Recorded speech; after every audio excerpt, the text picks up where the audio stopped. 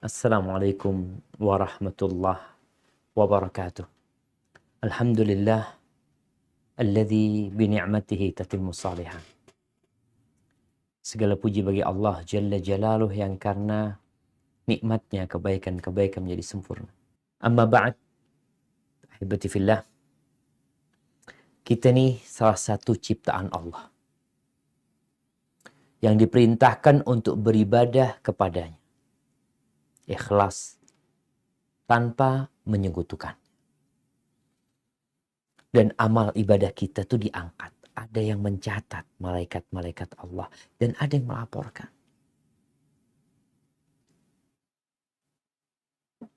Berapa tahun kita sudah beramal? Yang sholat. Berapa tahun kau sholat? Yang puasa. Berapa puluh tahun engkau mengerjakan ibadah puasa? Mungkin umurmu sekarang 30 tahun. Kalau engkau telah puasa sejak umur 10 tahun, berarti 20 tahun engkau puasa. Namun kita perlu memahami bahwa amal ibadah kita itu ada yang diterima dan ada yang ditolak. Nggak ada yang ketiga. Diterima atau ditolak. Namun sayang, kita tidak memikirkan hal itu. Makanya tema hari ini menarik sekali. Gimana kalau amalan kita selama ini ditolak? Gimana? Tentunya rugi kita bekerja, beramal, tahu-tahu nggak ada hasilnya. Kebanyakan manusia itu sibuk beramal. Dan terus beramal. Karena beramal, dikasih amalan lagi, kasih nasihat, ini bagus. Ini insya Allah dapat seperti ini, dapat seperti terus dia beramal. Namun jarang yang berpikir. Duduk merenungkan. Apa kiranya ibadah yang sudah Anda kerjakan. Baik ibadah hati, ibadah fisik, ibadah lisan. Itu diterima oleh Allah Azza wa Jalla atau tidak. Sebagian bahkan suka mengece, memperolok-olok kawannya yang belajar agama, yang datang kajian dalam rangka memperbaiki amalannya supaya diterima. Dikatakan sok suci, dikatakan berlebih-lebihan, fundamentalis. Ya. Ahibati fillah. Kadang-kala kita mendengar ungkapan dari kawan-kawan kita mungkin, orang-orang di sekitar kita yang menanggapi negatif orang yang belajar agama dalam rangka memperbaiki ibadahnya supaya diterima. Apa kata mereka? Udahlah, yang penting sholat, yang penting puasa. Nggak usah terlalu dibahas tuh, sholat harus kayak gini, harus kayak gitu, puasa harus kayak gini, harus kayak gitu. Nggak usah, yang dibicarakan tuh yang nggak sholat, yang nggak puasa, itu yang dibahas. Kalau orang udah sholat, alhamdulillah udah sholat dia. Jadi yang penting tuh sholat tuh udah. Terus gimana kalau kita sholat nggak diterima? Bukankah antum yang bekerja sekarang di pelabuhan ini ada SOP-nya? Apa SOP ini? Standar operasional prosedur. Ada SOP-nya. Antum nggak sembarangan kerja. Nurunin barang. Atau melepas kontainer. Ada SOP-nya. Yang penting anak turunin. Gimana antum nurunin? Ada tempatnya. Ada waktunya.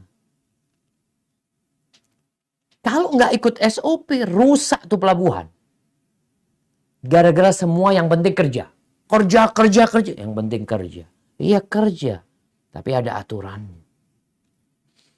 Ahibati fillah, pernah nggak kita dengar hadis yang diriwayatkan Imam Tabrani dari Nabi alaihissalam, Abu Hurairah radhiyallahu anhu, dari Nabi alaihi salatu wassalam, beliau mengatakan, innar rajula la yusalli sittina sana. Ada orang yang sholat selama 60 tahun. Sholat dia 60 tahun. Dia beribadah. Mendekatkan diri kepada Allah. Wa ma tuqubbila lahu salat. Satu pun sholatnya nggak ada yang diterima. 60 tahun. Kalikan tuh. Kali 5 waktu. Kalau dia nggak punya sholat sunnah, anggap 5 waktu. 60 tahun.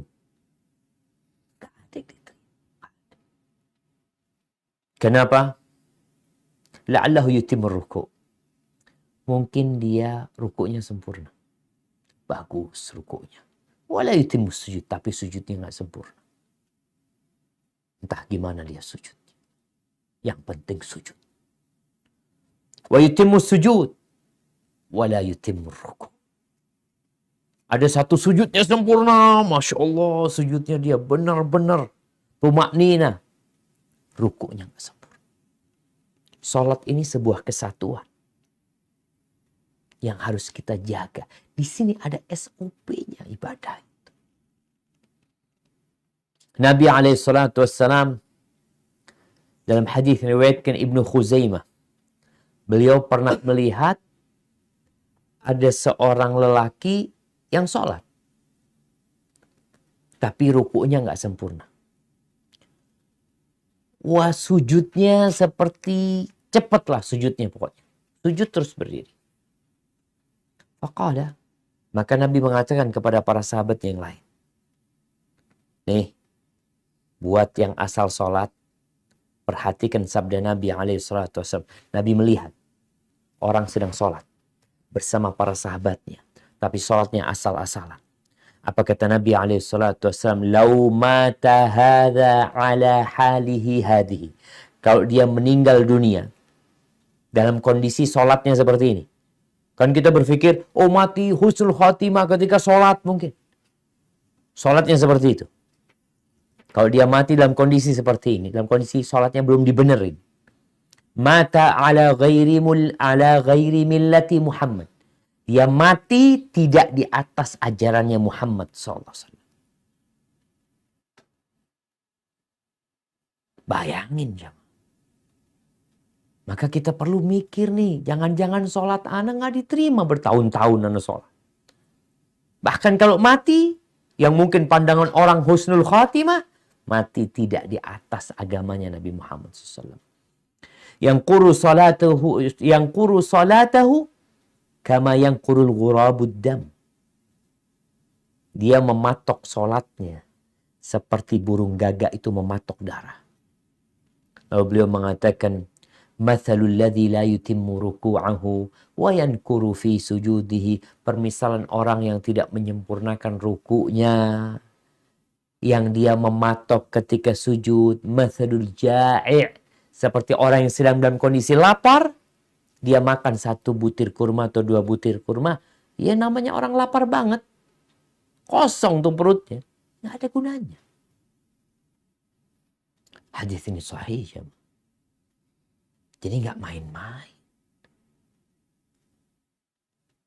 Kadang-kala di Ramadan biasanya, karena Ramadan tuh orang semangat ibadah tuh. Anak kadang-kala sholat di satu masjid, sholat isya, sholat tarawih, ya Allah.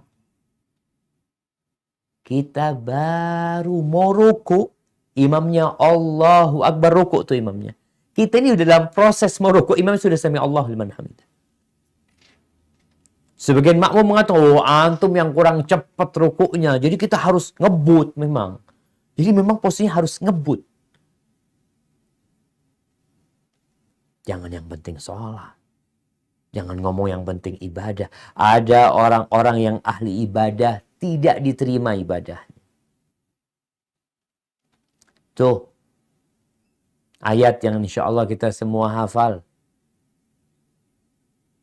Ara'aita alladhi yukadzibu biddin fadhalika alladhi yadu'ul yatim wa la yahuddu ala ta'amil miskin fawailul lil musallin. Celaka orang yang sholat. Wail. neraka buat orang sholat. Orang sholat masuk neraka ada. Yang nggak sholat ya jelas sudah. Ini kita bicara yang sholat, yang ibadah.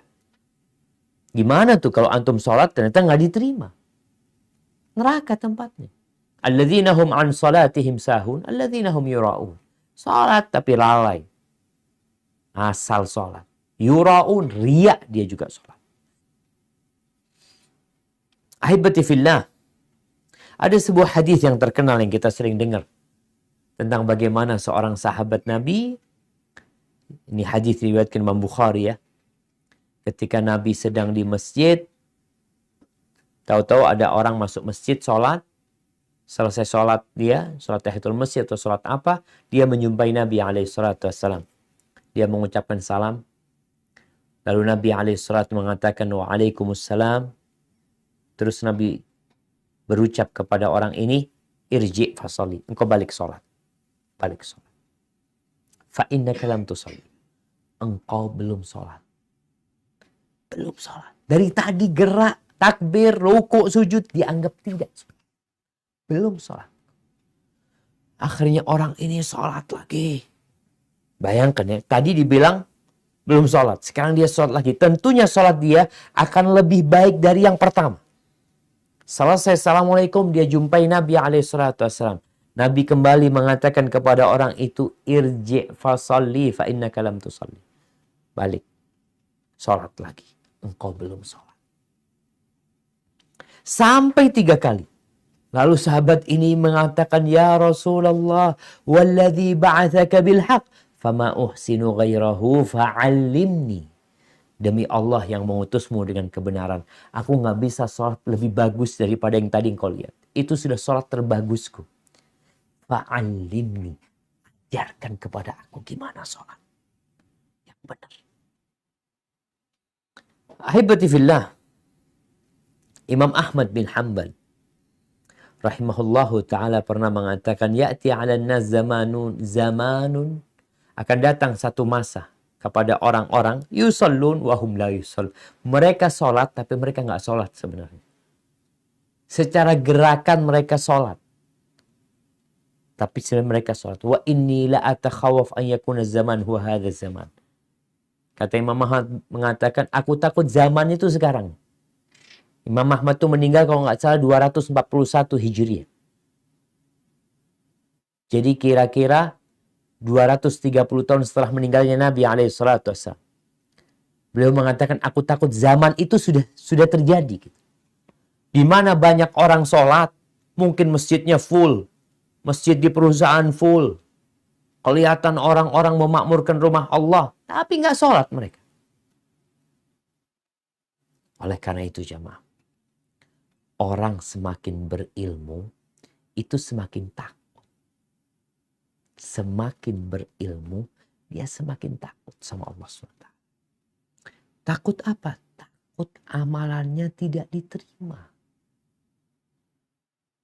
Tapi orang semakin jauh dari ilmu,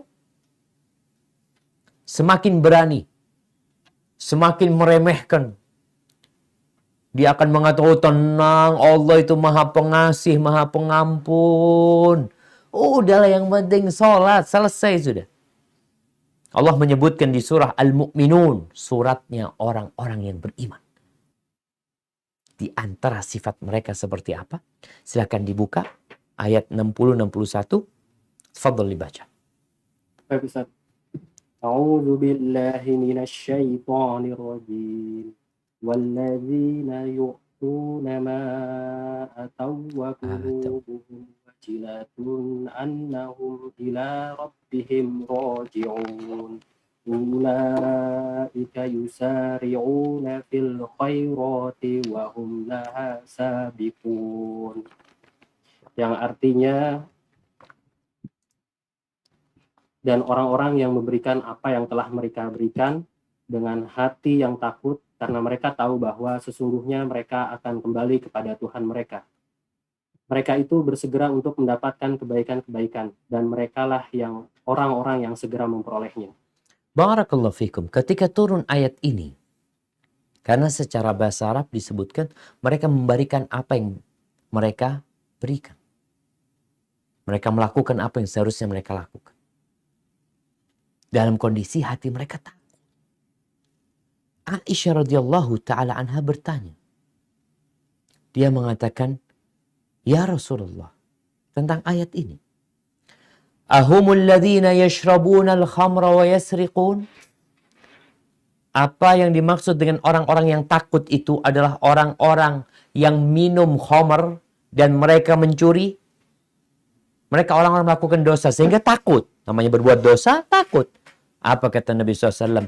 La yabnatas siddiq. Bukan. Bukan mereka, wahai putrinya as-siddiq. Walakinnahum humul ladzina yasumun wa yusallun wa yatasaddaqun wa hum yakhafuna an la tuqbala minhum. Bukan. Bahkan yang dimaksud dengan ayat ini adalah orang-orang yang puasa, yang sholat, yang rajin sedekah, dan mereka takut tidak diterima amalan mereka. Makanya mereka bersungguh-sungguh untuk berbuat kebaikan, berlomba-lomba melakukan amal kebajikan. Dalam kondisi hatinya takut nggak diterima. Itu kata Nabi SAW. Dan kalau kita melihat para salafus saleh, orang-orang semakin kenal sama Allah ya, para nabi, mereka itu semakin takut. Cobalah kita perhatikan doanya Nabi Ibrahim, insya Allah kita semua hafal. Nabi Ibrahim tuh Allah ceritakan di surat Al-Baqarah ayat 127, nanti dibuka. Al-Baqarah ayat 127. Allah menyebutkan Nabi Ibrahim sama Nabi Ismail ini sedang membangun Ka'bah, meninggikan Baitullah. Apa doanya? Rabbana taqabbal minna innaka antas sami'ul alim. Wahai Rabb kami, wahai Tuhan kami, terimalah dari kami. Minta diterima. Terimalah dari kami, innaka antas sami'ul alim. Engkau maha mendengar dan maha mengetahui. Subhanallah. Apa kata Syekh Muhammad At-Tamimi rahimahullahu ta'ala ketika menyebutkan faedah dari doanya Nabi Ibrahim dan Ismail? Beliau mengatakan, Jalalullah wa azamatuhu fi qulubil ladzina ya'rifuna. Di antara faedahnya, orang yang kenal sama Allah itu, yang tahu dengan kebesaran Allah, dengan kehebatan Allah, itulah yang mengantarkan kemudian doa, minta supaya diterima. Karena dia tahu Allah tuh gak butuh dengan amalan kita. Allah itu gak perlu. Tapi kita yang beribadah. Sebagian salaf ketika membacakan ayat ini nangis. Membaca doanya Nabi Ibrahim dan Ismail ini menangis. Apa kata mereka? Ma balu khalilillah yarfa'u qawaidal bait. Ada apa ini sama kekasihnya Allah dengan Nabi Ibrahim alaihissalam, yang dia sedang kerjakan itu mengangkat bangunan rumah Allah, meninggikan bangunan Ka'bah, wa yakhaf an la yuqbala minhu, dan dia takut tidak diterima. Nabi Ibrahim takut nggak diterima. Amalnya jelas, amal yang mendekatkan diri kepada Allah, tapi nggak semuanya diterima. Kemudian ibunya ibunya Maryam, ibunda Maryam, istrinya Imran, ketika dia bernazar, Allah ceritakan di surat Ali Imran ayat 35 nazar ini, idz qalat imra'atu Imran rabbi inni nazartu laka ma fi batni muharrara. Ya Allah, aku bernazar, ya Allah, anak yang ada di perutku ini, aku nazarkan untuk engkau nantinya. Menjadi pelayan di rumah Allah subhanahu wa ta'ala. Apa katanya? Fataqabbal minni. Ya Allah, terima dari aku, ya Allah. Ya Allah, terimalah dari aku, ya Allah. Minta. memohon supaya diterima. Ahibati fillah. Masih ingat kisah Habil dan Qabil, dua putra Nabi Adam alaihissalam, yang mungkin ketika kecil kita dikasih tahu ya, terjadi persaingan antara dua orang beramal untuk beribadah. Apa ibadahnya? Berkorban. Habil berkorban karena dia adalah seorang peternak. Dia punya kambing, dia korbankan kambing yang paling bagus. Si Qabil petani, maka dia korbankan buah-buahan. Dia korbankan. Setelah dikorbankan, mereka itu menunggu diterima atau tidak. Tanda diterimanya itu datang api dari langit yang menyambar itu kurban. Kalau datang api disambar, berarti korbannya diterima. Ternyata api itu menyambar dombanya Habil. Marah si Qabil ini. Bahkan dia niat untuk membunuhnya. Allah ceritakan. Coba dibuka surat Al-Maidah ayat 27. A'udzu billahi minasyaitonir rajim. Watlu 'alaihim naba abnai Adam. Abnai Adam bil haqqi in qarraba qurbanan fatuqbila min ahadihima wa lam yutaqabbal min akhari qala innama yataqabbalullahu minal muttaqin, yang artinya ceritakanlah kepada mereka kisah kedua putra Adam, Habil dan Qabil, menurut yang sebenarnya. Ketika keduanya mempersembahkan korban, maka diterima dari salah seorang dari mereka berdua, yaitu Habil, dan tidak diterima dari yang lain, yaitu Qabil. Ia berkata, Qabil, aku pasti membunuhmu. Dan berkata Habil, sesungguhnya Allah hanya menerima korban dari orang-orang yang bertakwa. Nah, innama yataqabbalullah minal muttaqin. Yang diterima amalan itu hanya dari orang-orang yang bertakwa. Ketika orang berkorban, Allah mengatakan la yanalallaha luhumuha wala dima'uha. Enggak akan sampai kepada Allah dagingnya, darahnya. Ketika kambingnya besar, diterima sama Allah karena dagingnya banyak. Ketika darah yang dikucurkan banyak, diterima. Enggak sampai kepada Allah tuh wala daging wala darah. Kita yang nyembelih itu kurban, keluar darahnya dibuang, dagingnya kita makan. Enggak akan sampai kepada Allah la daging wala darah. Terus walakin yanaluhut taqwa minkum. Tapi yang sampai kepada Allah ada ketakwaan. Ahibati fillah. Maka setelah kita mendengar bahwasanya ada orang-orang yang beramal bertahun-tahun kemudian tidak diterima, ini mendorong kita untuk bertanya. Terus gimana caranya supaya amal kita diterima? Supaya jangan sia-sia kita sholat. Kalau ada orang bekerja di satu perusahaan, tahu-tahu pas akhir bulan gaji nggak turun. Kawannya semua dapat gaji. Loh kenapa? Anak kan udah kerja sebulan. Anak jam 7 masuk, pulang jam 3. Iya betul. Cuma masalahnya nggak benar kerjaan. Rugi dia. Dia berpikir sudah benar. Disuruh bikin gelas umpamanya. Kerjaannya bikin gelas. Atau bikin piring. Ternyata piring yang dia bikin nggak sama dengan standar yang diminta oleh pabrik. Ditolak. Keramik umpamanya. Bikin keramik nih. Tahu berapa? Keramiknya 30 kali 30. Ya bikin Masya Allah. Ana bikin 33 kali 37. Supaya lebih besar. Niatnya baik. Niatnya bagus. Supaya orang lebih senang umpamanya. Perusahaan lebih senang. Kenapa? Ana bikinin yang lebih besar. Tapi karena tidak sesuai dengan standar ditolak.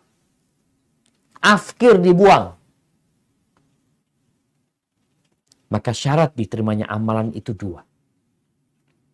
Apa dua hal ini? Dua kalimat syahadat kita. Bukankah dua kalimat syahadat ini yang dengannya kita masuk ke dalam agama Allah? Kita mengatakan asyhadu an la ilaha illallah. Yang itu menuntut kita untuk ikhlas beribadah hanya untuk Allah. Nggak boleh ada riya dalam amalan kita. Nggak boleh ada selain Allah dalam ibadah kita. Wa ma umiru illa liya'budullah mukhlishina lahuddin. Ikhlas. Mereka tidak diperintahkan untuk ibadah sekedar ibadah. Enggak, mereka harus ikhlas dalam beribadah. Dan itu konsekuensi tuntutan dari kita mengatakan la ilaha illallah. Kalau kita mengatakan la ilaha illallah, tapi ternyata kita sisipkan selain Allah di hati kita, maka amal itu akan tertolak. Kalau lisan pinter ngomong jemaah, siapa yang nggak bisa ngomong lillahi ta'ala, benar lillahi ta'ala. Makanya Allah sebutkan tadi di surat Al-Ma'un, itu orang-orang yang wail, ancaman buat mereka karena mereka sholat tapi yura'un, riya, pamer aja. Karena ada orang aja dia sholat, nggak ada orang dia nggak sholat mungkin. Karena di kantor aja sholat, di rumahnya santai-santai aja dia. Man amila amalan asyraka fihi ma'i ghairi taraktuhu wa syirka. Barang siapa yang beramal satu amalan, dia sisipkan dalam amal itu selain aku, maka aku tinggalkan dia. Allah nggak akan terima kecuali yang ikhlas lillahi ta'ala. Jadi coba dilihat, apakah ibadah kita udah ikhlas? Tapi setelah ikhlas, apa sudah diterima Ustaz? Belum. Bukankah syahadat kita juga asyhadu anna Muhammad Rasulullah? Aku bersaksi bahwa Muhammad adalah utusan Allah.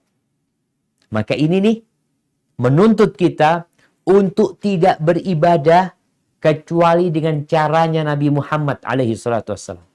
Jangan bikin cara sendiri ibadah. Ana pokoknya ikhlas lillahi ta'ala.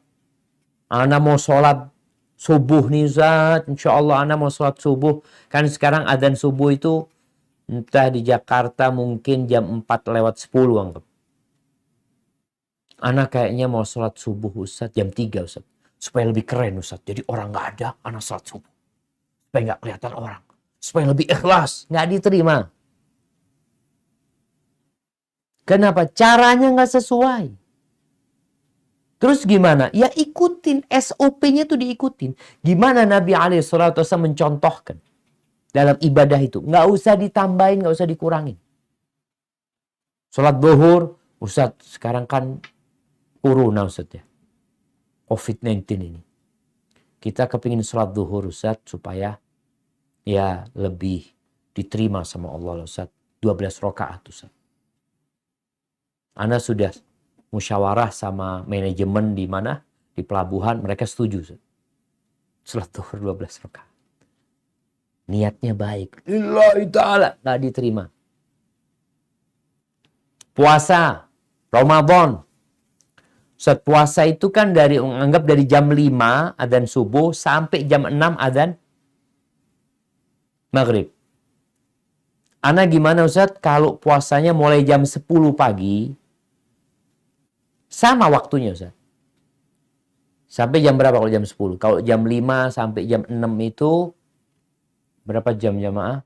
12 jam. 13 jam. Dia cuma ngatur aja waktunya. Anak pokoknya sehari mau puasa 13 jam. Sesuai dengan orang-orang puasa itu. Cuma waktunya doang. Nggak bakal diterima. Karena semua ada aturan. Pernikahan itu juga ada aturannya. Semuanya pakai aturan. Anak mau nikah Ustaz. Ya nikah lah. Insya Allah orangnya suka sama Ustaz. Karena memang nih akhwat nih ngefans sama Ustaz. Gimana kalau Ustaz yang nikahkan? Anaknya orang. Masa ada yang nikahin? Oh, enggak apa-apa Ustaz. Dia ridho Ustaz. Bukan urusan dia ridho nggak ridho. Ada walinya, ada aturannya semua itu. Jadi dalam beribadah kepada Allah, dua kalimat syahadat ini harus selalu kita ingat. Apakah kita ikhlas lillahi ta'ala atau enggak? Terus yang kedua, apakah sesuai dengan yang diajarkan Nabi Muhammad SAW? Karena beliau mengatakan, alaihi salatu wassalam, man amila amalan, laisa alaihi amruna fahuwa rad. Barang siapa mengamalkan satu amalan yang tidak ada aturannya dari kami, tolak. Walaupun niatnya baik, ditolak. Maka dua syarat ini hendaklah kita pelajari. Ya, tadi mau nggak mau kita harus belajar lagi, jemaah. Dan yang terakhir, Allah Azza wa Jalla berfirman di surat Al-Furqan ayat 23. Silakan dibaca.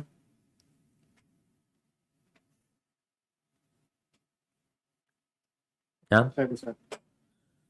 A'udzu billahi minasyaitonir rajim.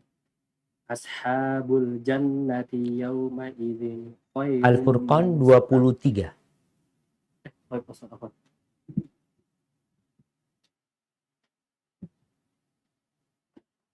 A'udzu billahi minasyaitonir rajim. Wa qadimna ila ma 'amilu min amalin faj'alnahu haba'an mansura. Dan kami hadapi segala amal yang mereka kerjakan. Lalu kami jadikan amal itu bagaikan debu yang berterbangan. Allahu Akbar. Gimana antum bawa banyak amal soleh sebenarnya, tapi sampai sana dijadikan debu. Apa yang mau ditimbang? Allah menciptakan kita. Kata Allah, liyabluwakum ayyukum ahsanu amala. Untuk menguji siapa di antara kalian yang paling baik amalannya. Bukan yang paling banyak amalannya. Yang paling baik. Dan baik itu, yarhamukallah, dua syaratnya. Baik dan benar. Allah tidak akan terima baik aja, kalau nggak benar Allah nggak akan terima. Maka saatnya kita mempelajari, mengkaji kembali sodakoh kita. Udah ikhlas belum? Ikhlas Ustaz, tapi Ustaz, hasil korupsi Ustaz. Ikhlas hasil korupsi. Antum haji ikhlas? Oh ikhlas Ustaz, benar-benar. Anak haji itu sembunyi-sembunyi Ustaz. Nggak ada yang tahu Ustaz. Anak haji berangkat sendiri. Bahkan anak berangkat lewat Malaysia. Nggak ada yang tahu Ustaz. Karena memang uangnya korupsi Ustaz. Takut ketahuan juga dia sama orang. Bakal diterimanya. Jadi semua ada SOP-nya yang harus dipenuhi. Hadza wallahu a'lam bishawab. Itu yang bisa Anda sampaikan. Mungkin kita masuk ke sesi tanya jawab. Barakallahu fikum. Nah.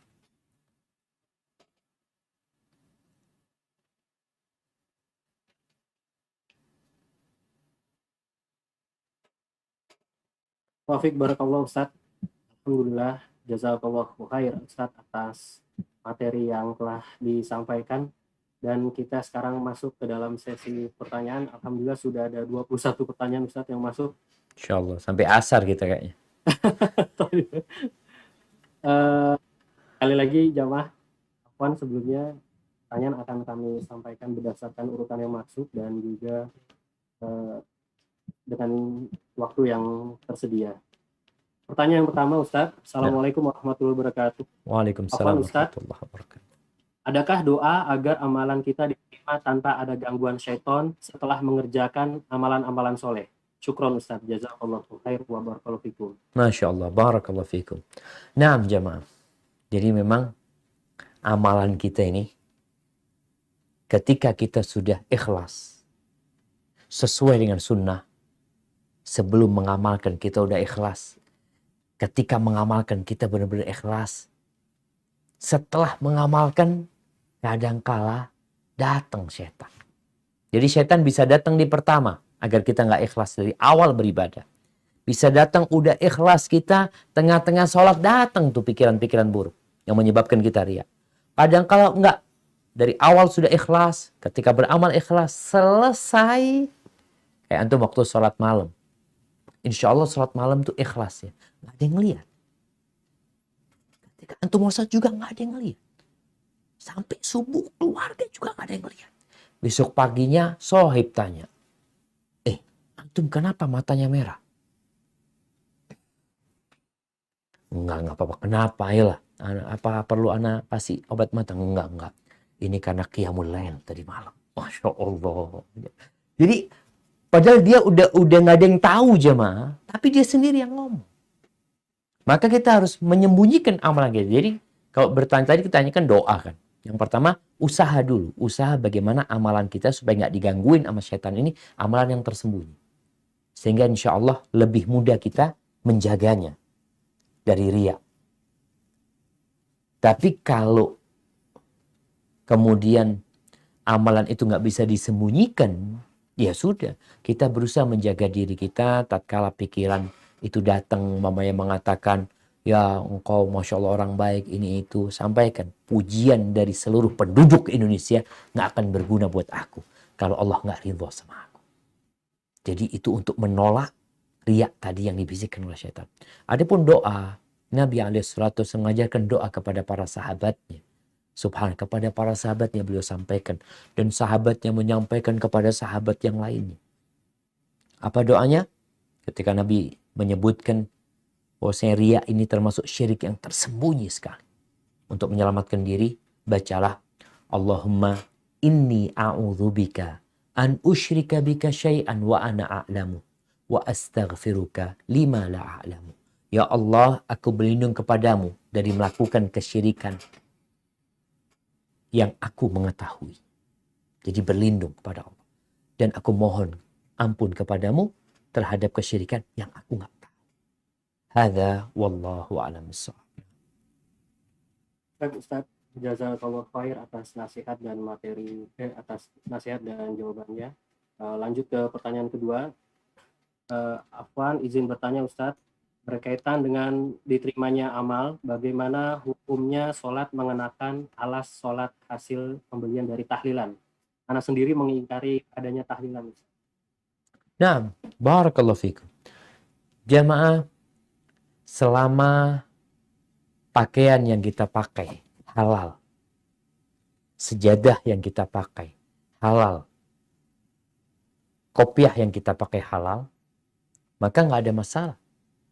Kalau tadi dikatakan umpamanya kita mendapatkan hadiah dari orang yang tahlilan, yang mereka punya acara ritual itu yang tidak sesuai dengan sunnah, kita dikasih halal buat kita, makanan yang boleh dimakan, apa yang diberikan boleh dipakai sebenarnya. Jadi nggak ada masalah.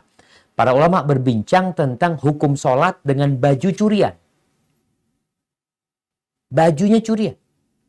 Sejadahnya curian. Artinya dia mendapatkan hal itu tidak dengan cara yang syar'i. Mendapatkan hal itu. Sholat, dia Masya Allah. Dia menguasai sebuah rumah. Tanah itu milik orang sebenarnya. Tapi dia menang di pengadilan. Jadi milik dia. Bertahun-tahun dia sholat di sana. Di tanah yang bukan milik dia sebenarnya. Sah enggak? Ada khilaf di antara para ulama.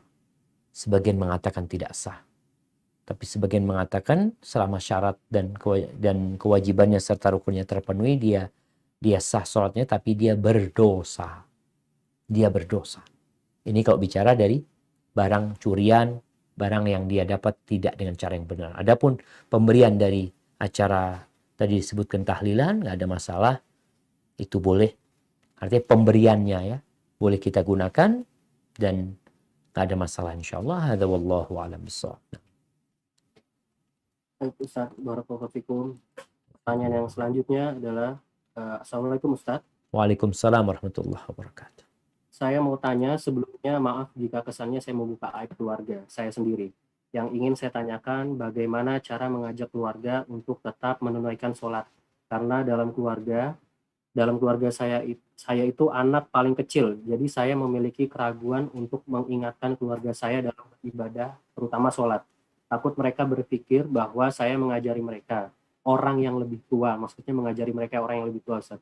Dalam hal ini, sebenarnya saya ingin bisa melaksanakan sholat berjamaah dengan keluarga saya, Ustaz, dengan ibu, abang, dan juga kakak. Tapi saya tidak tahu bagaimana cara menyampaikannya.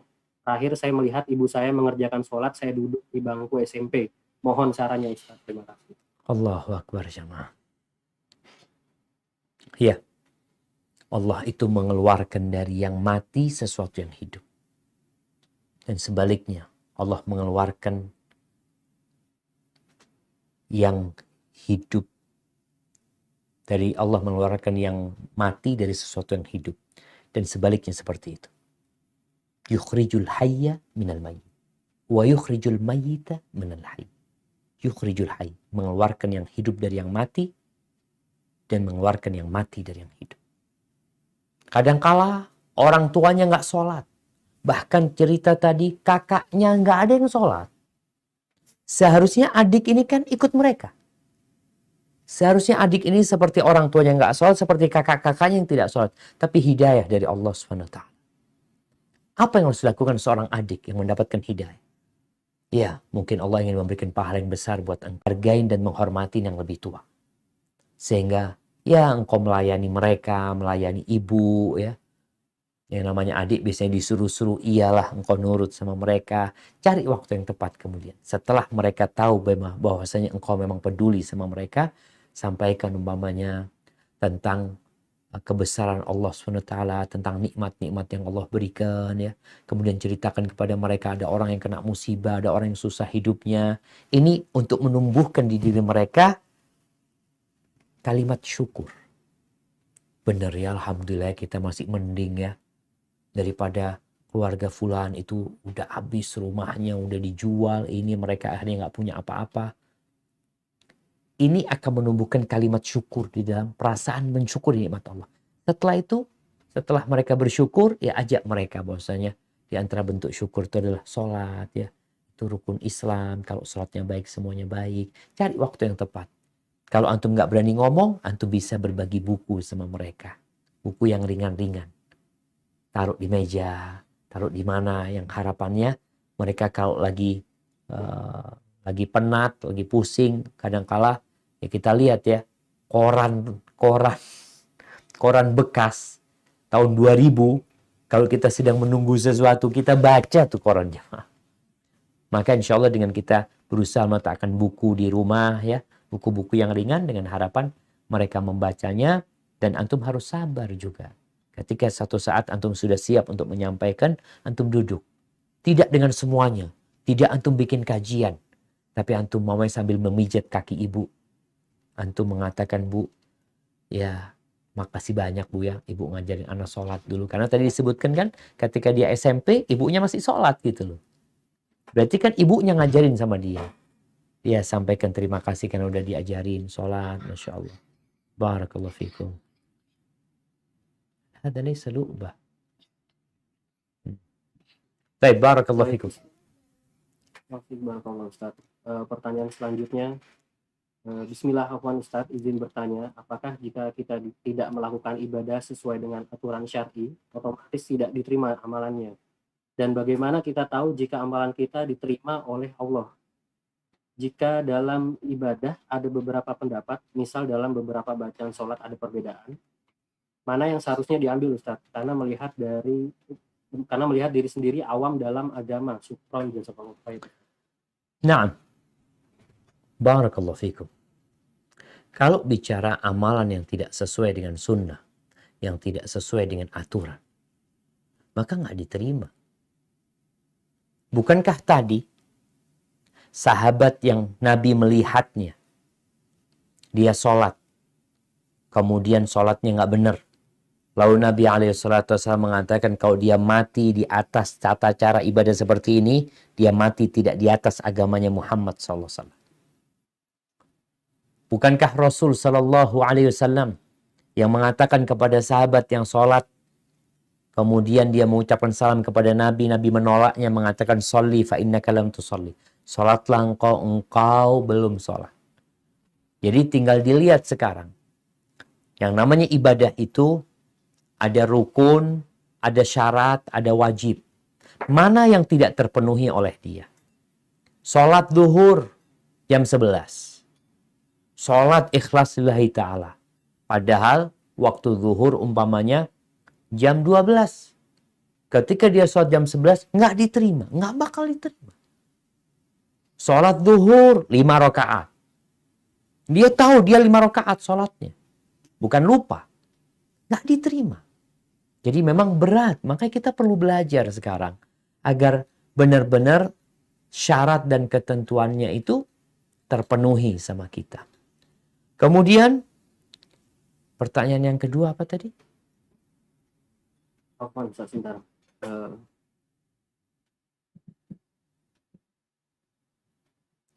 Dan bagaimana kita tahu jika amalan kita diterima apa Allah, tidak? Ustaz? Hebati fillah. Kita itu kewajibannya melaksanakan sesuai dengan aturan. Ikhlas. Udah diterima kan urusannya Allah Subhanahu wa taala. Terus gimana? Ya doa supaya diterima. Insya Allah, Allah itu maha baik. Allah itu syakirun alim. Kadang-kala amalan kita ada kurang-kurangnya. Makanya selesai sholat kita istighfar, mohon ampun sama Allah SWT. Semoga Allah menerimanya. Dan memang sebenarnya ulama mengatakan ada tanda-tanda diterimanya amalan. Contohnya firman Allah Subhanahu wa taala, hal jazaul ihsan illal ihsan. Tidaklah balasan untuk amal kebajikan kecuali kebajikan selanjutnya. Jadi amal soleh yang diterima itu insya Allah akan melahirkan amal soleh yang lainnya. Sebagaimana dosa melahirkan dosa, amal soleh juga akan melahirkan amal soleh. Tapi yang jelas kita tetap dalam kondisi takut. Memohon kepada Allah agar diterima. Karena ingat Nabi Ibrahim aja berdoa, Rabbana taqabbal minna. Barakallahu fikum. Nah, tapi syuf la tatla fawq. Ustaz izin ada jamaah yang ingin bertanya secara langsung. Assalamualaikum Akhi Wahyu. Tafadhol Akhi.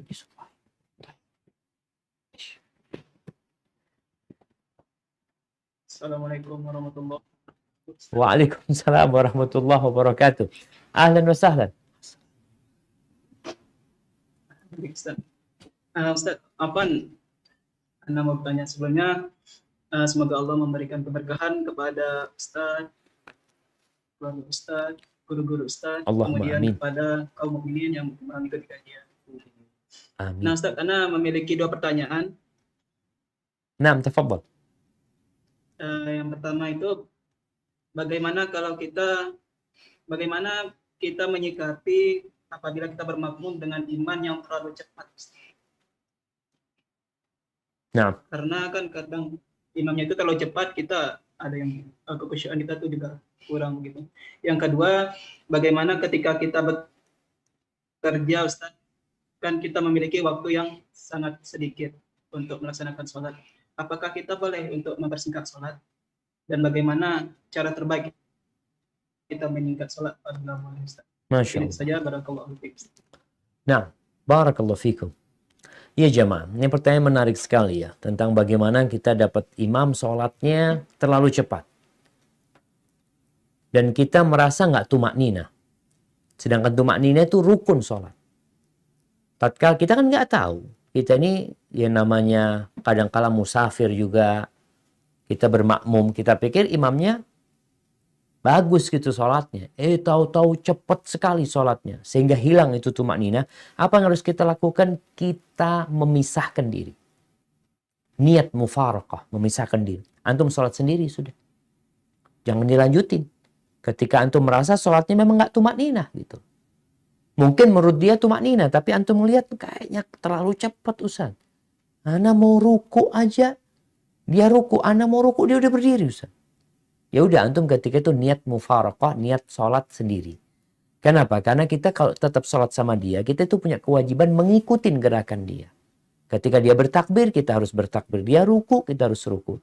Tapi ketika tidak ada tumak nina di sana, maka antum niat memisahkan diri. Tetap di tempat itu, bukan memisahkan diri antum pindah tempat, ya enggak. Antum tetap di sana, sholat, tapi niatnya sudah memisahkan diri. Jadi sholat sendiri, bukan sholat berjamaah. Dan innamal a'malu binniyat. Kemudian pertanyaan yang kedua tadi, bagaimana mempersingkat sholat kita. Jadi kalau memang waktunya sempit yang diberikan kepada kita. Apa yang harus kita lakukan? Yang boleh kita singkat itu adalah yang sunnah-sunnah nggak dikerjain. Umpamanya, ya kita mau baca iftitah. Tapi karena waktunya sempit Ustaz, ya udah langsung baca a'udzubillahi minasyaitonirrajim, terus baca Al-Fatihah. Nah, suratnya pun kita tahu bisa pakai surat pendek. Kemudian ketika kita ruku, umpamanya kita membaca Subhana Rabbiyal Azimi wa bihamdihi. Kita sunnahnya 3 kali, tapi kayaknya waktunya nggak cukup Ustaz. Boleh sekali, tapi tetap tumak ninah, tidak terburu-buru. Jadi memang ada hal-hal yang bisa disingkat. Ketika sujud dianjurkan banyak-banyak berdoa. Tapi karena waktunya sempit, maka kita bisa mencukupkan diri dengan yang wajib saja, khususnya yang rukun, yang wajib-wajib saja, itu yang kita cukupkan seperti itu. Insya Allah nggak ada masalah. Rasulullah SAW pernah beliau sedang sholat. Tahu-tahu beliau mempercepat sholat. Kok pendek sholatnya? Nggak seperti biasanya. Ditanya, kenapa engkau melakukan itu wahai Nabi SAW? Kata beliau mendengar tangisan seorang bayi. Maka beliau kesian sama ibunya. Kalau harus nunggu waktu lama. Jadi imam ini juga harus peduli ya Maya. Imam niat baca Tabarakalladzi biyadihil mulk. Tahu-tahu dengar tangisan anak di belakang. Ya udah baca itu tapi nggak harus sampai selesai gitu loh. Nabi ketika itu beliau memendekkan sholatnya. Karena ada sebab. Ada wallahu a'lam bishawab.